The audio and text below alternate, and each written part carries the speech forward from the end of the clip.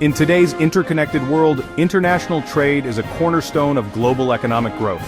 Countries no longer operate in isolation. They rely on each other for raw materials, technology, labor, and markets. To facilitate smoother and more beneficial trade, nations often enter into trade agreements and form economic blocs. These arrangements shape the rules, policies, and partnerships that define how goods, services, and investments move across borders. What are trade agreements? Trade agreements are formal arrangements between two or more countries that determine the terms of trade between them. The main goal is to reduce or eliminate trade barriers such as tariffs, which are taxes on imports, and quotas, which are limits on the quantity of goods that can be traded.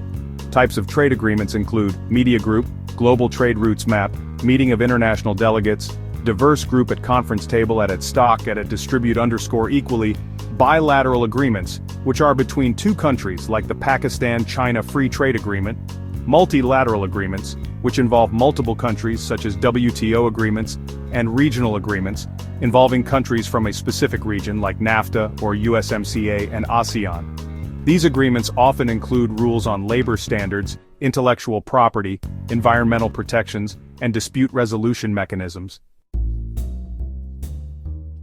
What are economic blocs? Economic blocs are groups of countries that coordinate their economic policies to promote trade, investment, and economic integration. They often evolve from free trade areas into more advanced forms, such as customs unions or even monetary unions. The main types of economic blocs are, first, a free trade area, where members remove tariffs among themselves but keep individual policies for non-members, for example, NAFTA or USMCA. Second, a customs union, which is a free trade area plus common external tariffs like Mercosur. Third, a common market, which is a customs union plus free movement of labor and capital, such as the European Economic Area. And fourth, an economic union, which is a common market plus unified economic policies and currency, for example, the European Union with the euro. So let's talk about the benefits of trade agreements and blocs. One major advantage is lower costs for consumers. Imported goods become cheaper, thanks to reduced tariffs. There's also market access for exporters, meaning companies can sell their products in more countries with fewer restrictions. And, economic growth is another big one. Increased trade leads to more production, more jobs, and higher income. Plus, countries in trade blocs tend to attract more foreign investment. Finally, economic cooperation often helps improve diplomatic and political relationships, making things a bit more peaceful. Of course, there are some challenges and criticisms to consider. For example, the gains from trade aren't always equal. Smaller or weaker economies may struggle to compete and might benefit less.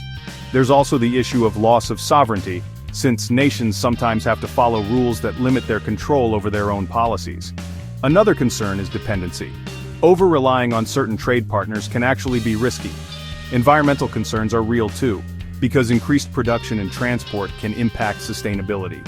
And yeah, job displacement is possible, as some industries may decline due to increased competition. Now, let's look at a few examples of major trade agreements and blocs.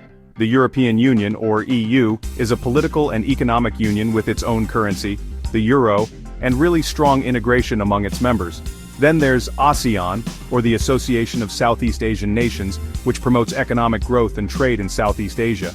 The USMCA, the United States-Mexico-Canada Agreement, replaced NAFTA to modernize trade in North America.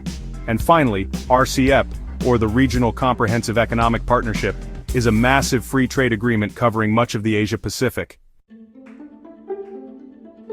To wrap things up, trade agreements and economic blocs are essential tools for promoting global cooperation and prosperity. While they offer a lot of opportunities, they also come with challenges that need to be managed carefully. For developing countries especially, participating wisely in these frameworks can really be a path toward modernization, economic stability, and global integration. In an age where economic borders are becoming more porous, understanding how these agreements work is crucial, not just for policymakers and businesses, but for everyday consumers too.